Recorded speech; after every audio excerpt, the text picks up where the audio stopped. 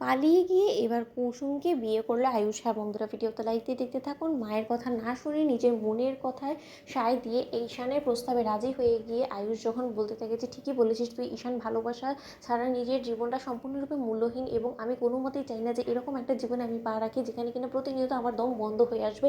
মাকে না হয় এক না এক সময় আমি ঠিকই বোঝাতে পারবো, কিন্তু আমি আমার মনকে কী করে বোঝাবো যদি একবার আমি আমার ভালোবাসার মানুষটাকে খুইয়ে ফেলি।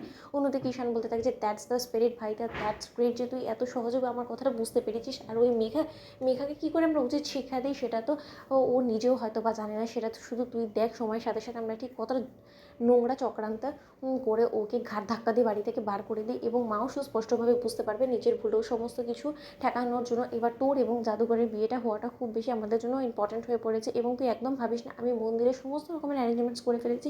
সেখানে মূলত প্রথমে তোর এবং জাদুঘরে 4 হাত এক করবো, তার পরবর্তীতে বিয়ের আসরে অপেক্ষাকৃত মেঘাকে চমক দেওয়ার জন্য তোকে এবং জাদুঘরকে ভরা আত্মীয় স্বজনদের মাঝে এনে দাঁড় করাবো, এবং তখন নিশ্চয়ই সমস্ত কিছু নিয়ে একটা নতুন অশান্তির সৃষ্টি হবে, এবং তখন তোকে এবং জাদুঘরকে একজোটে দেখা মাত্রই মেঘা তেলে বেগুনে জ্বলে উঠবে, এবং সেখানে স্বার্থে গিয়ে ঘা লাগবে ওই দেবলীনার, এবং দু বোন মিলে যখন নিজেরাই নিজেদের পর্দা ফাঁস করতে মায়ের কাছে উঠে পড়ে লাগবে, ঠিক সেই মোক্ষম সময়টাকেই কাজে লাগিয়ে আমাদের কাছে সমস্ত জুটিয়ে রাখা সেই সমস্ত প্রমাণটা মায়ের কাছে তুলে ধরতে হবে, যাতে করে কিনা আমাদের কাছে আরও বেশি সহজ হয়ে যায়। কিন্তু তার জন্য ভাইদা, তুই এখন যদি মায়ের কথা ভেবে চুপ করে বসে থাকিস তাহলে শুধু শুধু আমাদের সময় লস হবে, কারণ তোর কিন্তু এই বাড়িতে গায়ে হলুদের অনুষ্ঠানও রয়েছে, সেই সমস্ত কিছু সেরেই কিন্তু তোকে বেরিয়ে পড়তে হবে। ওদিকে আমি জাদুঘরকে রেডি রাখবো। ঠিক সেই সময় আয়ুষ বলতে থাকে যে ঈশান, থ্যাঙ্কস রে ভাই, যে তুই আমার অন্তত এই সিদ্ধান্তে তুই আমার সাথে আছিস। অন্যদিকে ঈশান বলতে থাকে যে কেনই বা থাকবো না বলতো, কারণ আমার বিপদের দিনে আমি যখন অন্য স্ত্রীকে হারাতে বসেছিলাম তখন তুই এবং জাদুঘরে তুই ছিলিস সেই ব্যক্তি যারা কিনা আমার পাশে ঢাল হয়ে দাঁড়িয়েছিলিস, তাহলে আজকে তোদের এই বিপদের দিনে